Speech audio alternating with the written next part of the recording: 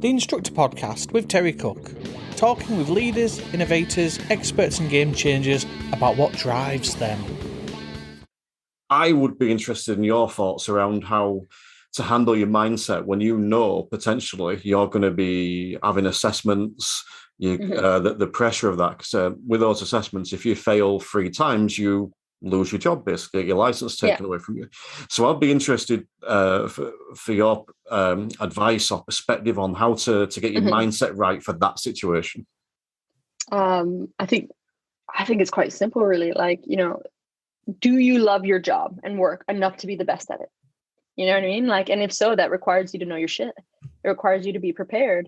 It requires you to find different ways to teach people, because not everyone can learn through just reading something, right? Some people are kinesthetic learners. They need to be doing it, right? They need to be seeing it. They need to be hearing it. And so I think while it's a change, and I think that that's probably what's the biggest uproar, right? It's just not how things used to be. However, is it not going to make it in the big scheme of things, right? And this is not my world, right? So, but what it sounds like is it's really forcing people to level up.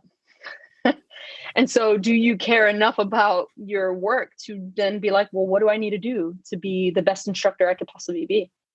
Because if you know your stuff and you're prepared and you're ready and, you're willing to learn, right? One of the things that Tom Billy talks about, I just love Tom. So I think he's an animal in a good way, just like a total beast. But like, the truth is like, how can I be the best in the world at what it is I do? And if your interest is not in becoming the best, then do something different.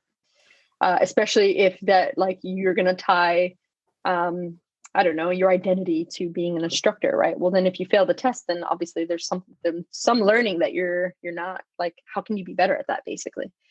So my perspective is just like, if you find that your work is something important, then you'll learn to get better. It's like coaching, right? I'll be the first one to tell you that not everyone gets results, right? So then I look at myself, and maybe I'm a little too hard on myself, but it's like, all right, well then what can I learn and how can I be better as a coach, so that when someone comes on, they know exactly what to expect. They know how this is going to run. How specific do I need to be? Where do I need to take the coaching? And the thing is I've got to be able to adapt to different people, because everyone's really different. And I'm nowhere near the level I want to be as a coach. You know what I mean? But I'm okay to admit that. I've accepted that, right? I'm a learner and I'm going to get better. And I think that everyone needs to approach that depending on the career that they're having. So get better is really my, you know what I mean? I don't know how else to say. It's like, people are worried because they might fail. Well, what do you need to do so you don't fail? And if you're in, like, the people you're taking on are failing, then how can you teach them better? I don't know. Like, that's really it, right? Yeah. And I concur wholeheartedly. It's just the idea of leveling up. It's taken it as an opportunity. Like you've said, someone's identified that you've got a weak point. Well, it's up to you to think, right, well, how can I improve this? And there's all kinds of nuances and those exceptions to the rule. I'm not talking about that. No, and I think that that's what makes it hard too. Sorry, I didn't mean, like, is that, sometimes you can't control people, and that's the hard thing about it too. But maybe then you have a process of who you're willing to accept or not. You know what I mean? Like, whereas like they go through some sort of system beforehand, and because if they're not going to be dedicated to learning and that affects you, then that means that you've got to have some sort of way to wean out the people who are really come ready, and those who just think it's going to be this breeze. Because I think getting a license here is very different to the States. Yes. Yeah. Especially if I can go over there and drive and butcher it the way I did. But no, you're completely right. It's that idea of, you can look at it 2 ways. We can look at it of, oh my God, someone's going to assess me. Or I can look at it, oh great, I'm getting assessed. And I'm due one of these assessments anyway, simply because of when my last one was. So I'd planned for getting one either this year or next year.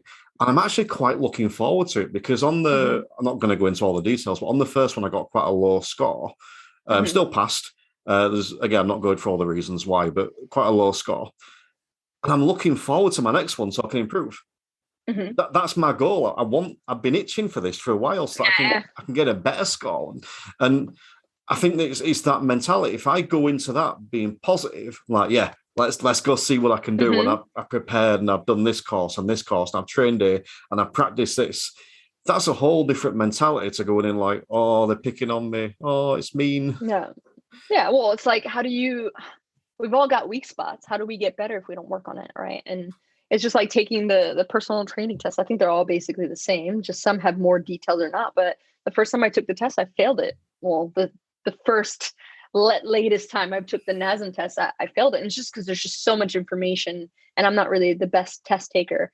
But I did all right. I just failed by a small amount, but it allowed you to see in what area that you needed to focus. And I was like, all right, well, I'm going to put some time and energy into this area. And then I took it again and I passed. So it's like, it could be a good thing. And it really depends on your outlook 100%, but it's going to make everyone a better instructor. So at the end of the day, it also wins because we're going to have better prepared drivers out there.